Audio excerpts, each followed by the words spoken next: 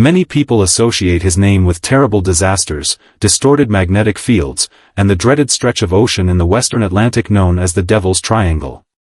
Yet declassified confidential investigation reports hold an oddly serene account of his final moments. Dusk fell in 1945.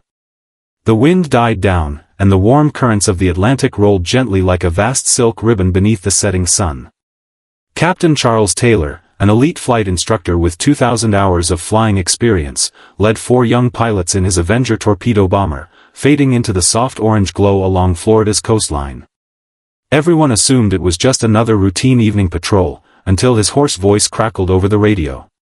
He said the seawater looked strange, the compasses had gone haywire, and they seemed to have drifted into an endless expanse of white fog. Tonight, settle down beside the flickering fire and follow this unhurried tale to know his story.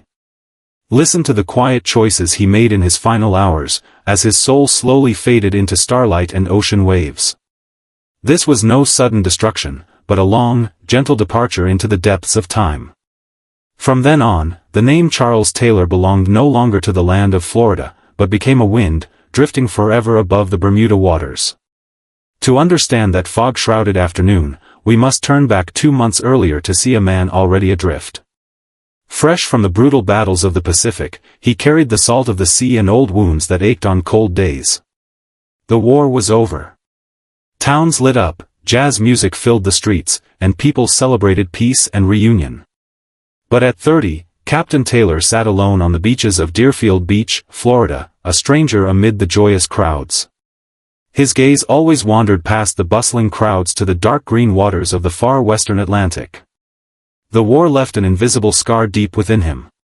In the quiet of night, the sound of crashing waves echoed like artillery fire in his mind. He grew increasingly reserved. Only when he slipped into his worn flight jacket and settled in the cockpit did peace return to his gaunt face. His young students held him in awe. He spoke little while flying, his hands steady as stone and his gaze as sharp as the stars. None knew he had been haunted by the same dream for half a month. There were no shells or smoke, only boundless white fog glowing faintly, and soft calls echoing from within. He once wrote in his journal, "Sometimes I cannot tell if I am flying through the sky or lying in the cradle of the sea."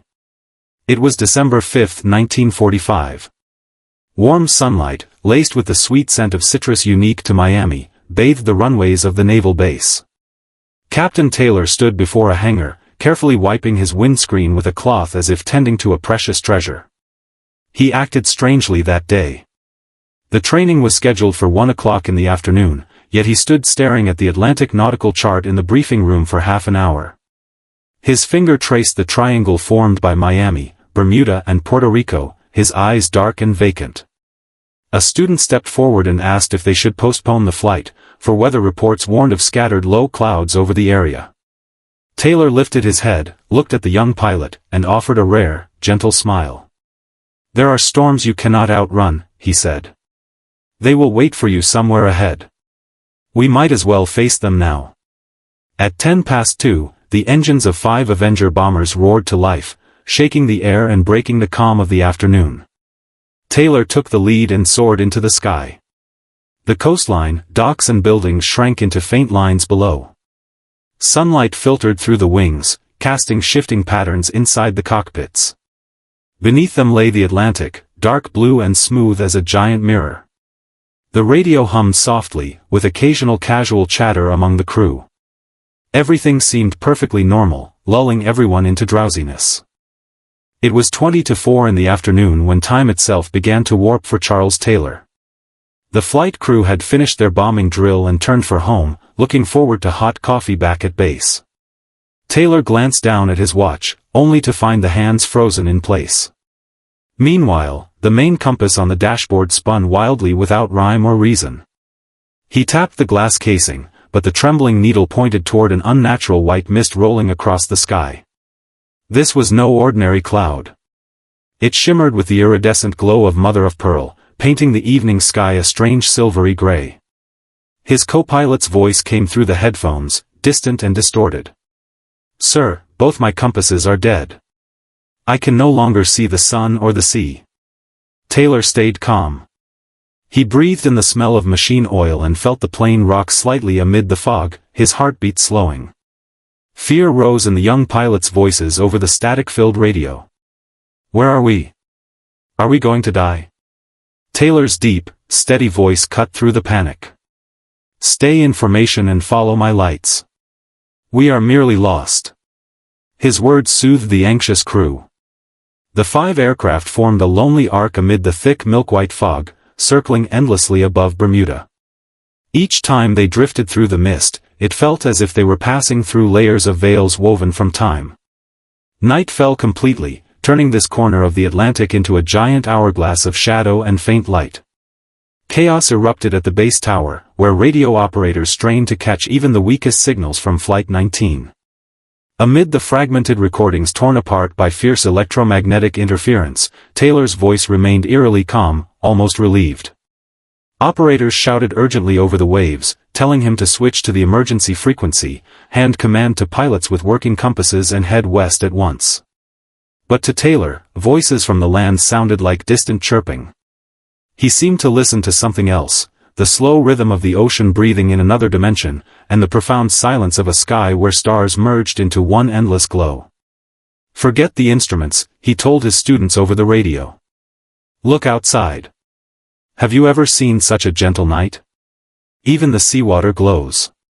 For a moment, 5 faint blips appeared on the radar, tracing a vast, perfect circle across the ocean.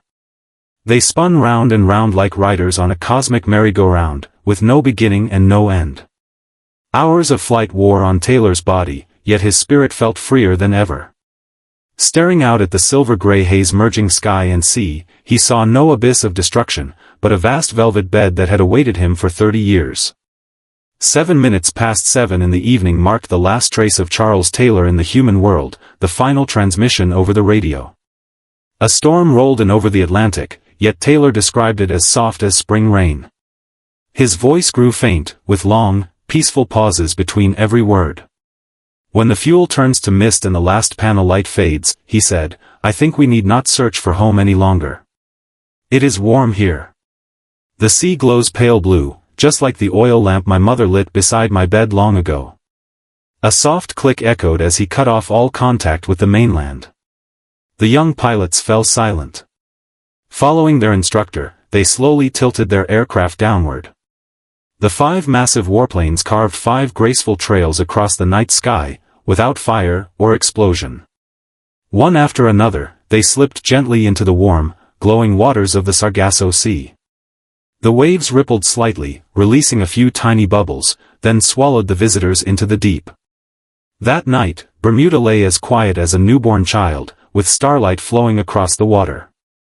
Captain Charles Taylor and his Flight 19 vanished entirely into the night of the western Atlantic, leaving no wreckage or trace.